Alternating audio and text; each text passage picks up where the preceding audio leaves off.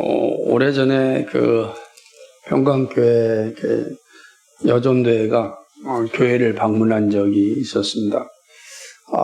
평강교회 여전대회 개척 초기에 우리 교회를 많이 도와줬던 귀한 지체들인데, 그분들이 와서 같이 이제 차를 먹으면서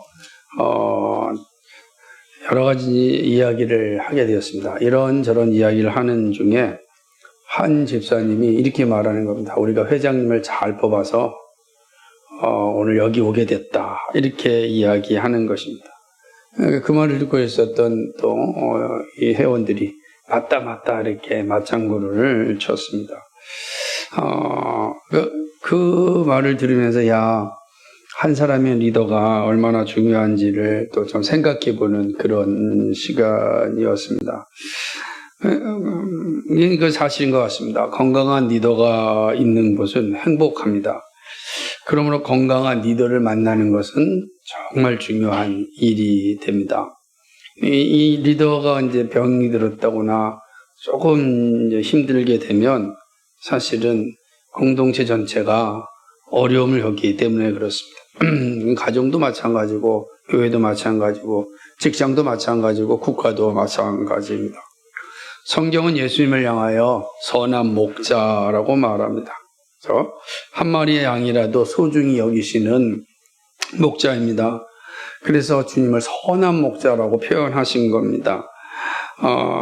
주님을 선한 목자로 만약에 섬기고 있다면 그 사람들은 참 행복한 사람입니다. 그죠? 좋은 리더가 함께는 공동체가 복되듯이 선한 목자이신 예수님을 정말로 목자로 삼고 있다면 참 그들은 행복한 사람이다 라고 할 수가 있습니다. 그러나 선한 목자가 있고 흠없는 지도자가 있음에도 불구하고 그를 떠나는 자들이 있습니다. 불신하고 또 부정하고 또 교만한 그런 자세를 가지고 이제 떠나게 되기도 합니다. 그들의 결과는 어떨까요? 오늘은 불보듯 뻔하다고 좀 말할 수 있습니다. 목자를 떠난 양은 갈 길을 잃어버립니다. 그리고 광야를 헤매다가 이제 죽게 되죠. 야생 동물한테 잡혀 먹든지 아니면 추위에 또 얼어 죽든지 이거 그럴 수밖에 없고 낭떠러지에 떨어져서 그의 생을 마감할 수도 있는 겁니다. 선한 목자가 있어야 잘 인도해주고 모든 상황 가운데서도 살아갈 수 있게 하기 때문에 그렇습니다. 그런데 이스라엘의 모습을 보면 선한 목자를 포기하는, 그래서 스스로 멸망의 자리에 이르는 것을 이제 보게 됩니다. 하나님은 이스라엘을 애굽의 고통 가운데 구원하시고 광야를 건너게 하셨습니다. 그리고 가나안 땅을 주시고 민족으로 삼아 주셨습니다. 그죠? 이미 가나안 이방인들이 살고 있는 땅을 점령케 하시고 여호수아를 통하여서 12지파가 다 땅을 분배받아서 이제 거기서 이제 안정적으로 살게 하셨던 것입니다. 언약이 신실하신 하나님의 일하심이었습니다. 그런데 이스라엘은 이런 하나님의 사랑과 관심에서 점점 멀어지고 변질되어 갔습니다. 여호수아가 죽은 이후에 사사들이 그들을 잘 이끌었지만은 이스라엘 백성들은 이제 사사 시대가 끝나고 난 뒤에 자신들이 왕이 없으므로 자기 소견에 옳은 대로 행동하였다라는 기록처럼 무질서한 상황 가운데 이르게 되었습니다. 이제 그들은 이제 이러한 상황 가운데 왕을 이제 요구하는 지경에 이르게 됩니다. 이미 참 왕이신 하나님이 있고 그 하나님의 말씀을 따라 살면 되는데 그러지 않고 우리에게는 사람 왕이 필요하다고 요청을 하였습니다. 하나님은 이러한 이스라엘의 요청에 대해서 매우 마음이 아팠습니다. 오늘 읽은 본문 10절과 11절이 바로 그러한 상황 가운데 있었던 하나님의 마음을 표현한 내용입니다. 읽어볼까요? 시작. 전에 내가 이르기를 내게 왕과 지도자를 주소서 하였느니라. 내 모든 성읍에서 너를 구원할 자 곧 네 왕이 이제 어디 있으며 내 재판장이 어디 있느냐. 내가 분노함으로 내게 왕을 주고 진노함으로 패하였노라. 아멘. 이 말씀은 1차적으로 사무엘상 8장에 기록된 그런 내용입니다. 인간 왕을 요구하는 이스라엘 백성들을 향한 하나님의 마음이 이제 드러냈던 장이 사무엘상 8장에 대한 내용이죠. 이러한 상황을 이 호세아 선지자가 인용하여서 전하고 있습니다. 그 말은 지금 여로보암 2세가 진행하고 있는 이 시점이 바로 사무엘상 8장의 상황과 비슷하다, 같다라고 이제 보고 있기 때문에 그런 것입니다. 사울왕을 요구하였던 이스라엘의 모습은 여로보암 왕을 세울 때 또한 반복되었습니다. 호세아서 8장 4절에서 이미 이렇게 말씀하셨는데 그들이 왕들을 세웠으나 내게서 난 것이 아니며 하나님이 주신 게 아니라는 거예요. 그들이 지도자를 세웠으나 내가 모르는 바이며 그들이 또 그 은 금으로 자기를 위해 우상을 만들었나니 결국은 파괴되고 말리라. 참 이 말씀 들으면 이제 답답해지는 거죠. 그들에게 왕들 두고 재판장이 있는데 뭐라고 얘기하냐면 내가 허락하지 않았고 세우지 않았다 이렇게 말씀하고 있기 때문입니다. 왜냐하면 참된 왕은 오직 한 분이시기 때문에 그렇습니다. 하나님만이 참된 왕이십니다. 근데 이스라엘은 다른 왕을 이제 구하였습니다. 다른 왕을 구할 뿐만 아니라 더 큰 문제는 인간 왕을 요구한 것에서 머물지 않고 더 나아가서 또 다른 왕들을 또 요구하게 된 겁니다. 우상을 이제 요구하게 된 것이죠. 다른 신을 섬기기 시작하였습니다. 이렇게 이스라엘은 점점 하나님에게서 이제 멀리 떨어져 나갔던 것입니다. 이렇게 멀리 떨어져 나가는 이스라엘 향하여 하나님 아주 분명하게 말씀하셨는데 그것이 바로 이스라엘 향한 징계를 선포함입니다. 12절과 13절인데 같이 읽어볼까요? 시작. 에브라임의 불의가 봉함되었고 그 죄가 저장되었나니 해산하는 여인의 어려움이 그에게 임하리라. 그는 지혜 없는 자식이로다. 해산할 때가 되어도 그가 나오지 못하느니라. 아멘. 이스라엘의 죄가 모아졌습니다. 봉함되었다. 불의가 다 모아졌다라고 하는 거고 저장됐습니다. 척척 모아가지고 다 저장된 하나씩 쌓은 거죠. 마치 그 머리에 숯불을 쌓듯이 차근차근 이스라엘의 죄들을 모으셨고 그 다음에 저장하시다 기억하신 거죠. 이제는 이스라엘은 더 이상 어떠할 도리가 없는 겁니다. 하나님의 심판을 벗어나지 못할 것입니다. 그런 이스라엘의 모습은 마치 해산하여야 하는데 나오지 않는 아이와 같습니다. 지혜 없다. 아이가 나와야 되는데 안 나오는 거예요. 그럼 어떻게 되겠습니까? 빨리 나와야 엄마도 살고 아이도 사는데 이 아이가 나오지 않아요? 그러면 엄마도 죽고 아이도 죽는 거예요. 이 모습을 보는 것이죠.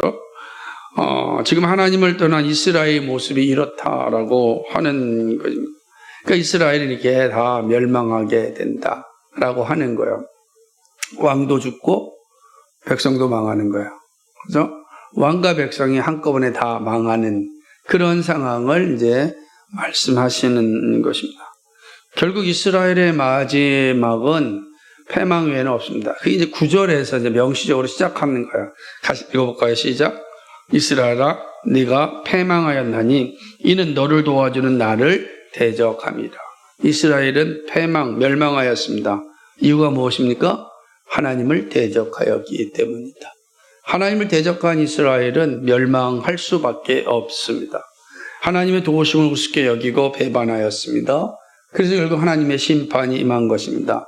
참 왕이시고 유일한 왕이신 하나님의 도우심을 가볍게 여기는 자의 결과는 멸망, 사망, 패망, 폭망입니다. 다른 길이 없어요. 이스라엘 역사가 분명하게 이걸 증거하고 있습니다. 그리고 이것은 우리의 신앙이 어떠해야 하는지 말씀하는 것입니다. 하나님이 우리의 왕이십니다. 우리의 도움이십니다. 하나님만이 우리를 지켜주십니다. 하나님이 함께 하심을 잊지 말아야 합니다.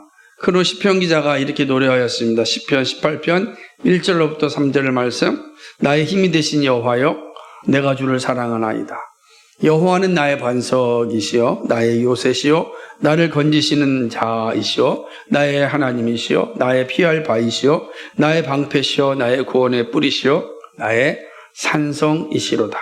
내가 찬송받으실 여호와께 아뢰리니 내 원수들에게서 구원을 얻으리로다. 아멘. 원수들에서 구원을 얻는 건 전적으로 하나님의 일하십니다.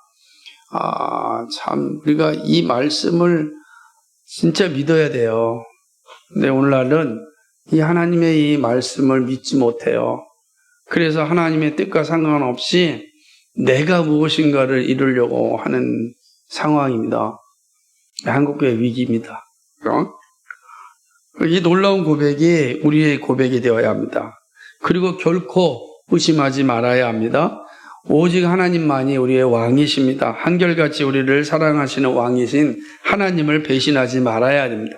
하나님 외에 다른 것을 의지하여 살아가는 것은 하나님을 모독하는 행위입니다. 하나님 조롱하는 거죠. 오직 하나님만을 의지하고 살아가기를 소망합니다.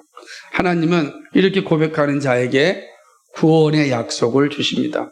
하나님은 자녀가 죄악으로 인하여 영원한 고통 가운데 사는 것을 원하지 않습니다. 그건 하나님의 마음과 다른 겁니다. 14절은 이런 하나님의 마음을 잘 표현하고 있습니다. 같이 읽어볼까요? 14절 시작. 내가 저희를 음부의 권세에서 속량하며 사망에서 구원하시니 사망아 내 재앙이 어디 있느냐? 음부야 내 열망이 어디 있느냐? 뉘우침이 내 목전에 숨으리라. 아멘. 이 말씀 음부 뭐예요? 지옥의 권세, 죽음.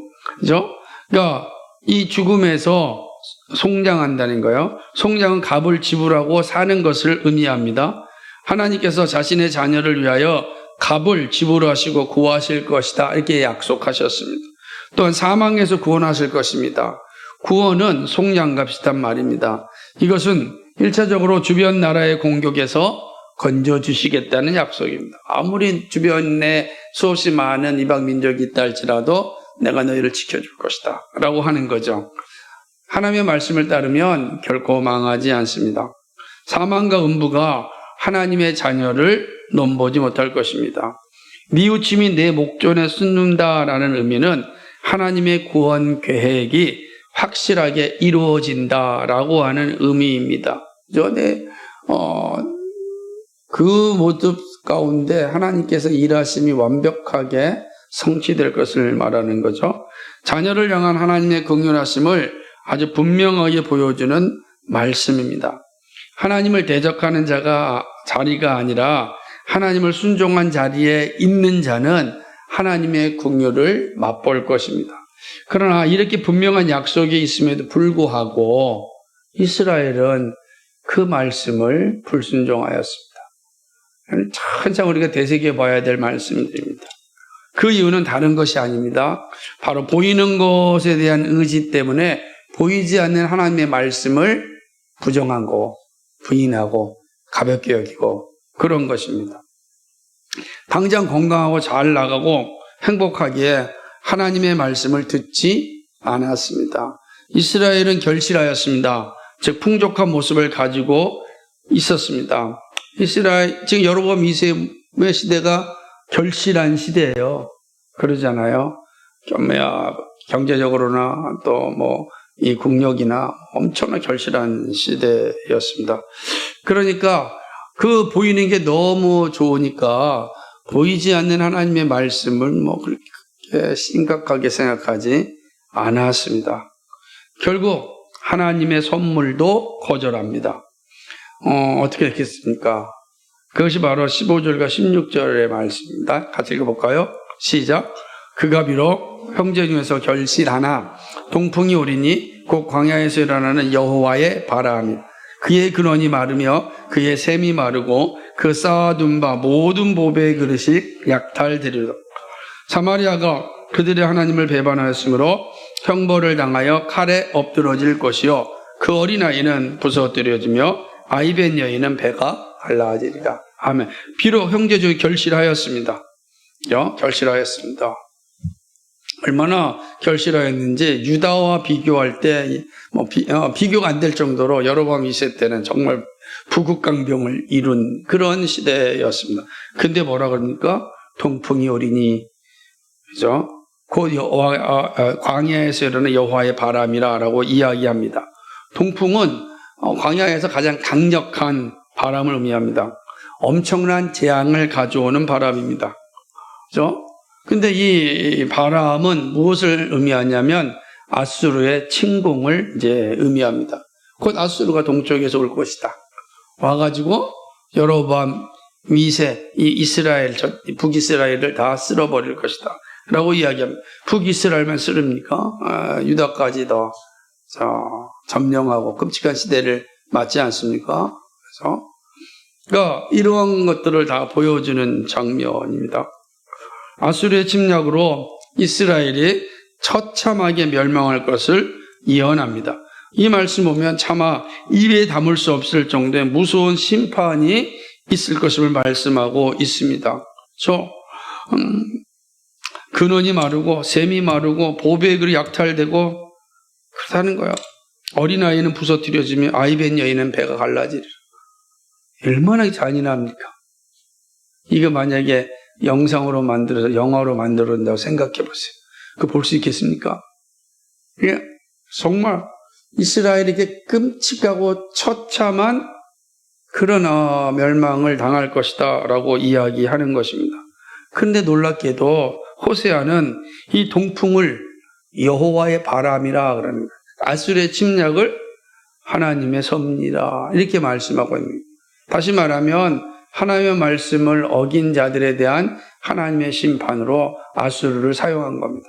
그러니까 아수르도 나중에 멸망하는 이유가 하나님의 도구라는 인식이 없고 자기 교만에 빠졌기 때문에 멸망하는 것처럼 이스라엘을 향해서도 말씀해 주는 거죠.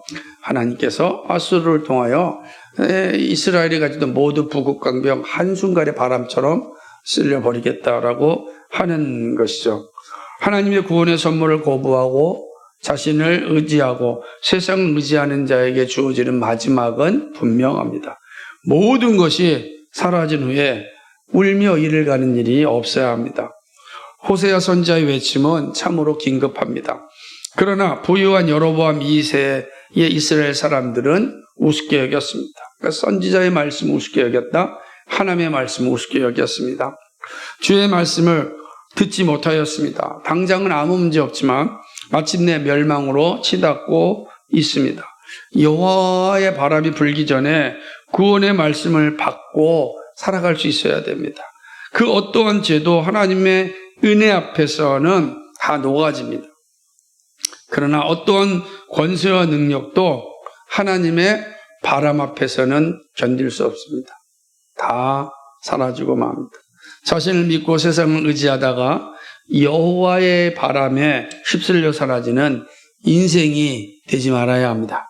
그러기에 본문은 당시의 이스라엘 백성만이 아니라 멸망의 사실을 알고 있는 우리들에게 더욱 중요한 말씀입니다. 늘 생각해야 됩니다. 이거는 아직 멸망을 보지 못한 이스라엘 백성들에게 이 말씀은 기회였습니다. 그러나 그들이 그 말씀을 듣지 않았습니다. 듣지 않은 이스라엘은 하나님 말씀하신 것처럼 아수르의 침공을 받아 정말 끔찍하고 처참하게 무너집니다. 그죠? 이스라엘에 있는 모든 백성 다 찢어서 흩어버렸습니다. 다 흩어버린 거예요. 그게 지금 시리아가 아수르란 말이에요. 그런 시리아로 갔다가 조지아, 아르메니아 다 흩어진 거예요. 다 흩어진. 백성 자체가 그래 된 거죠. 그런데 우리는 그 멸망의 상태를 알고 있잖아요. 알고 있는 상태에서 이 말씀을 봅니다. 이 말씀 오늘 우리에게 어떤 의미가 있는지는 더 선명해지는 거죠. 멸망의 상태에 이른 그 이스라엘을 보면서 너희도 멸망의 자리로 갈 거냐? 봐라, 분명히 멸망의 상태에 간다. 너희도 그렇게 갈 거냐? 이렇게 말씀하시는 겁니다. 우리가 멸망의 자리에 갈 수 없습니다. 멸망을 보고 멸망을 피하지 못하는 것만큼 불쌍한 것은 없기 때문입니다. 자, 그렇다면 본문을 통하여 우리가 배워야 할 교훈을 나누고자 합니다. 첫째로 예수 그리스도만으로 만족하지 못하면 반드시 우상 숭배의 길로 가고 멸망의 자리로 떨어집니다. 반드시 기억하셔야 됩니다. 이스라엘이 멸망하는 자리에 이른 것은 하나님만으로 만족하지 못하였기 때문입니다. 결국 사람과 우상을 의지하는 죄를 저질렀습니다. 예수님은요, 제자들을 키우시고 세상으로 보내실 때 제자들에게 확인한 것이 하나 있었습니다. 그것은 바로 신앙 고백이었습니다. 너희는 나를 누구라 하느냐? 주는 그리스도시요 살아계신 하나님의 아들이십니다. 그 유명한 마태복음 16장 16절 말씀 아닙니까? 그 고백을 들은 후에 비로소 예수님은 제자들에게 교회를 세울 것을 말씀하셨고 자신이 십자가에 죽으실 것을 말씀하셨습니다. 중요한 거죠. 이 분명한 사실을 잘 알고 있어야 되는 것입니다. 그러니까 너희가 정말 예수 그리스도를 만족하냐? 그러면 소명을 감당할 수 있다는 겁니다. 예수 그리스도만으로 만족하지 못하면 반드시 사람을 의지하고 그리고 우상 숭배에 빠지게 됩니다. 더 좋은데요, 더 좋은데. 그렇죠? 예수 그리스도를 만족할 때 비로소 십자가를 지고 따를 수 있습니다. 예수님은 나를 따르려거든 자기 십자가를 지고 따르라고 하였습니다. 그러나 신자가 십자가를 지고 따르지 않으면 반드시 인간적인 욕망을 추구하고 마침내 우상 숭배를 합니다. 그래서 자신의 문제를 해소하려고 합니다. 다 그렇습니다. 십자가를 지고 나를 따르라. 그게 예수님의 명령입니다. 네가 정말로 예수님만으로 만족하냐? 그러면 나를 따라 십자가 지고 나를 따르라. 십자가를 지고 따르지 아니하면 반드시 자기 욕망을 따라 살아갑니다. 그 외에는 없어요. 그리고 그 욕망을 반드시 채우기 위하여서 우상 숭배 자리에 이르게 되는 것입니다. 예수님은 제자들에게 하나님과 겸하여 제물을 섬기지 말라고 하셨습니다. 복과 함께 성공해야 합니다. 그렇지 않으면 하나님과 겸하여 제물을 섬기고 마침내 하나님을 버리고 우상 숭배에 빠지게 됩니다. 내 손에 무엇이 주어져야 복을 받은 것이 아닙니다. 주님은 우리에게 필요한 것을 다 주신다고 약속하셨습니다. 그래서 더욱 중요한 것은 내가 하나님의 자녀가 되었다는 사실입니다. 내 손에 뭔가 성공, 부 이게 가졌다고 해서 복 받은 게 아니라 가장 중요한 복은 내가 하나님의 자녀가 되었다는 거죠. 왜 그렇죠? 그 하나님 자녀가 되었다는 것은 내가 천국을 상속받은 자가 되었다는 거예요. 이 세상에 사라지는 부와 권력이 무슨 의미가 있겠습니까? 다 사라지는 거 먼지와 같이 사라집니다. 동풍이 불면 한순간에 다 날아가는 거예요. 그런데 우리가 하나님의 자녀가 되면 우리에게는 이 땅에서 뿐만 아니라 영원토록 하나님 나라의 백성, 하나님 나라의 자녀로 살아가게 됩니다. 그 사실을 우리가 생각을 하셔야 되는 것입니다. 이것을 잘 고백할 때 우상 숭배의 길로 가지 않습니다. 예수님만으로 만족할 때 우상의 길이 아니라 구원의 영광을 누립니다. 잘 기억하셔야 됩니다. 두 번째는요, 예수 그리스도의 복음이 들려질 때 우리는 감사함으로 받아야 됩니다. 감사함으로, 간절함으로 받아야 됩니다. 이스라엘은 하나님 말씀을 거부하였습니다. 기회를 주었지만 듣지 않았습니다.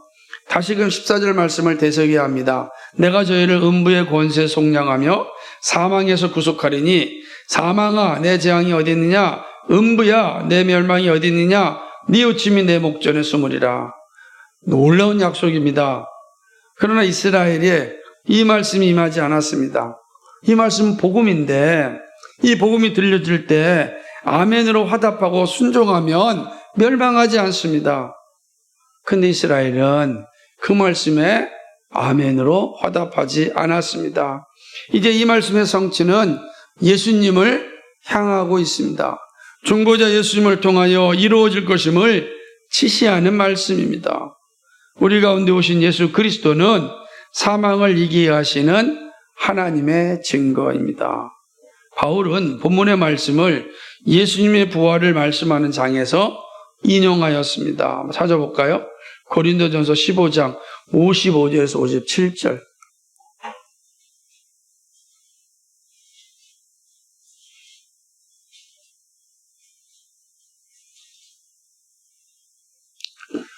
하시겠습니다. 자, 시작. 사망아, 너의 승리가 어디 있느냐? 사망아, 내게 쏘는 것이 어디 있느냐? 사망이 쏘는 것은 죄요, 죄의 권능은 율법이라. 우리 주 예수 그리스도로 말미암아 우리에게 승리를 주신 하나님께 감사하노니 아멘. 예수 그리스도의 은혜가 우리에게 임하였습니다. 예수님은 호세아가 이스라엘 백성들에게 주었던 그 복음을 이제 예수님 안에 성취하셨고 오늘 우리에게 이 말씀을 다시 주시는 것입니다. 누구든지 예수 그리스도를 고백하고 믿는 자는 사망도 재앙도 다 지나갈 것입니다. 죄로 인한 죽음이 십자가에서 사라지고 예수님의 부활로 인하여 우리의 부활이 작정되었습니다. 예수님의 죽으심과 부활이 복음입니다. 그렇죠? 복음을 듣고 고백하는 자에게는 누구라도 예외 없이 구원의 은혜가 있습니다. 사방을 이기는 선물입니다. 영생을 얻는 선물입니다. 이것이 바로 하나님의 사랑이며 은혜입니다. 이 은혜 안에 거하는 자는 참으로 복 있는 자입니다. 이러한 복이 복음 앞에 고백할 때 주어집니다. 우리에게 놀라운 하늘의 복이 임하기를 간절히 소망합니다. 마지막 세 번째로는 복음 없이 성공하는 것을 두려워하고 복음과 함께 성공하는 삶을 소망해야 합니다. 잘 기억하셔야 됩니다. 여로보암 2세 이스라엘은 성공하였습니다. 경제적으로 부강하였고 국력으로는 거의 아수르 이 제국주의자들과 아주 대등한 그런 힘을 가지고 있었습니다. 오늘날 우리가 이야기하는 북극강병의 아주 대표적인 것이 바로 여로보암 2세였습니다. 그 선친으로부터 물려받은 것을 여로보암 2세가 잘 관리하여서 엄청난 이 힘을 가지게 되었습니다. 그래서 중동의 누구와도 견줄 만한 힘을 갖추고 있었습니다. 그러나 복음이 없었습니다. 이게 씁쓸한 거죠. 복음이 없이 성공하였습니다. 복음이 없이 성공하니까 이들이 행한 태도가 뭐예요? 하나님을 우습게 여겼고 말씀을 듣지 않았습니다. 그래서 결국 멸망에 이르게 됩니다. 복음 없이 성공한 사람들은 반드시 하나님을 멸시해요. 내가 행하였다고 생각한다고요.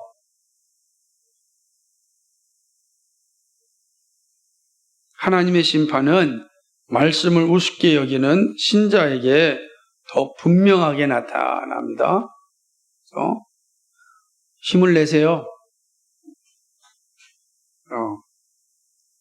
고개가 천근만근이면 안 되지. 보세요. 왜 중요하냐면 하나님의 심판이 누구한테 오냐면 말씀을 우습게 여기는 신자에게 더 분명하게 나타납니다. 신자는 복음 없이 성공하는 것을 두려워해야 합니다. 복음 없이 성공하면 하나님을 무시합니다. 그리고 성공이 구원 받음이라고 착각합니다. 복음 없이 성장하면 외적인 것으로 믿음이 있다고 오판합니다. 복음과 함께 하는 성공이 욕망을 극복하고 소명을 감당하게 합니다. 복음과 함께하는 성공만이 이 욕망을 극복하고 소명을 감당하게 하는 것입니다. 그러나 복음 없이 성공하면 끔찍한 결과에 이르게 됩니다. 예수님은 신자의 삶을 향하여 빛과 소금이라고 하였습니다. 빛과 소금은 세속적 성공의 상황에서 중요한 역할을 합니다. 빛과 소금의 삶은 복음과 함께 성공할 때 감당할 수 있습니다. 복음이 없으면 교만과 오만과 무시와 무례의 삶이 나타납니다. 신자에게도 참으로 치명적인 모습입니다. 지금 한국 교회를 볼 때 가장 염려되는 것은 교회의 대형화에 따른 만본 숭배입니다. 만본 숭배의 절정은 목회 세습입니다. 그것을 비판하면 대형 교회들은 또 교단을 탈퇴합니다. 이것이 복음이 없이 성장한 열매입니다. 복음이 있으면 이러한 범죄를 저지르지 않습니다. 그러므로 신자는 항상 복음과 함께 성공해야 됩니다. 이 성공은 다양한 영역입니다. 복음과 함께 자라야 되는 거예요. 그렇죠? 그래야 자기 욕망에 빠지지 않고 사랑을 흘려보낼 수 있습니다. 복음과 함께 성공할 때 전적으로 주님을 의지합니다. 사랑하는 여러분, 정말 복음과 함께 성공할 수 있기를 아주 소망합니다. 말씀을 맺습니다. 하나님이 베풀어 주신 은혜를 망각하고 자신의 능력으로 무엇인가를 성취하였다는 이스라엘의 교만을 보았습니다. 결국 이들에게 주어진 것은 처참한 멸망입니다. 오늘을 사는 우리도 별반 차이가 없습니다. 주님의 복된 말씀을 망각하고 우습게 여기고 듣지 않으면 이스라엘의 심판을 반복합니다. 하나님께서 이 말씀을 주신 것은 종말의 시대에 복음을 듣고 살아가는 우리들에게 어떠한 삶을 살아야 할지를 알려주시는 겁니다. 우리는 예수 그리스도의 복음으로 구원받았습니다. 구원받은 자로서 우리는 예수님만으로 만족하고 복음이 들려질 때 열린 마음으로 간절한 마음으로 듣고 복음으로 성공하는 삶을 소망해야 됩니다. 근데 그 시작은 항상 복음을 듣는 일입니다. 그리고 복음을 아는 일입니다. 복음을 깨닫고자 기도하는 일입니다. 이 작은 이 작지만 이 변함없이 중요한 일들이 우리의 삶을 지배해야 합니다. 그것이 우리로 하여금 이 땅에서 멸망의 자리가 아니라 영광의 자리에 이르게 되는 것입니다. 시편 기자의 고백으로 말씀을 맺고자 합니다. 시편 20편 1절에 여호와는 나의 빛이요 나의 구원이시니 내가 누구를 두려워하리요 여호와는 내 생명의 능력이니 내가 누구를 무서워하리요. 아멘. 오직 삼위 하나님만을 바라보고 삼위 하나님을 고백하고 알아가고 그 삼위 하나님과 살아갈 수 있기를 주님의 이름으로 간절히 축복합니다. 거룩하시고 자비하신 하나님 아버지, 이 수요일 저녁에 저에게 주신 말씀을 듣게 하여 주셔서 감사합니다. 하나님 아버지, 오늘 호세아 선지자를 통하여 주시는 말씀을 다시금 묵상합니다. 이스라엘은 이 말씀을 듣지 않아서 멸망하였습니다. 우리에게 멸망의 길에 설 것인지 아니면 참으로 성공의 길에 설 것인지를 말씀은 우리에게 이야기합니다. 하나님 아버지, 멸망을 보고도 멸망의 길로 가는 어리석은 자, 지혜 없는 자가 되지 않게 하여 주옵소서. 멸망을 보고 아버지 영광의 자리에 이를 수 있는, 생명의 자리에 이를 수 있는 우리 모두가 되게 하여 주옵소서. 오직 구원자는 예수 그리스도임을 기억하고 그 예수 그리스도만으로 만족하고 그 예수 그리스도를 알아가고 참으로 예수 그리스도가 주는 복음과 함께하는 성공을 살아갈 수 있는 우리의 삶이 되게 하여 주옵소서. 감사하며 예수 그리스도의 받들어 기도하옵나이다. 아멘.